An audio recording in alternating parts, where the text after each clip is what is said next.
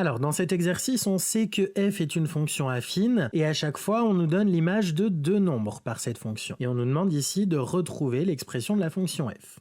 Alors, pour ça, on va appliquer la formule qu'on a vue dans le cours. Donc, on va commencer par calculer le coefficient directeur. Donc, dans le premier cas, m est égal à f de 5 moins f de moins 3 sur 5 moins 3, ce qui nous fait 8 moins 4 divisé par 5 plus 3, ce qui est égal à 4 huitièmes, c'est-à-dire 1 demi. Ainsi, f de x égale 1 demi de x plus p, avec p qui reste à déterminer. Pour ça, ici, on va partir de f de moins 3 qui vaut 4, mais f de moins 3 par le calcul, c'est aussi 1 demi fois moins 3 plus p, c'est-à-dire moins 3 demi plus p.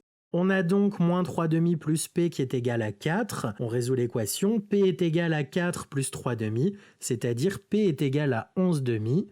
Et donc, f de x égale 1 demi de x plus 11 demi. On fait la même chose pour la deuxième question.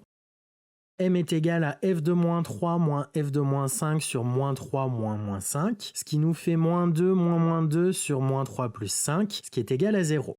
Donc f de x égale 0 fois x plus p, c'est-à-dire f de x égale p, avec p qui est à déterminer. On sait que f de moins 3 vaut moins 2, mais f de moins 3 c'est égal à p, par le calcul, donc p est égal à moins 2.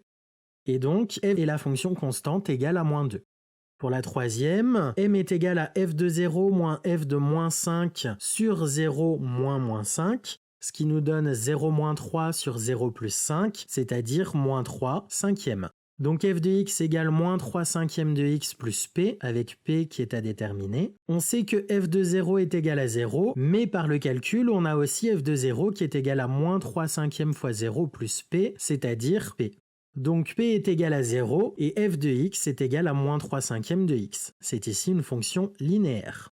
Dans la quatrième question, on a m qui est égal à f de 5 moins f de moins 3 sur 5 moins 3, ce qui nous fait moins 4 moins 2 sur 5 plus 3, c'est-à-dire moins 6 huitièmes qui est égal à moins 3 quarts. Donc on a f de x qui est égal à moins 3 quarts de x plus p, avec p à déterminer. On sait que f de 5 vaut moins 4, mais on a aussi par le calcul f de 5 qui vaut moins 3 quarts fois 5 plus p, c'est-à-dire moins 15 quarts plus p. Donc, moins 15 quarts plus p est égal à moins 4, c'est-à-dire p qui est égal à moins 4 plus 15 quarts, donc p est égal à moins 1 quart. Ainsi, on a f de x qui est égal à moins 3 quarts de x moins 1 quart.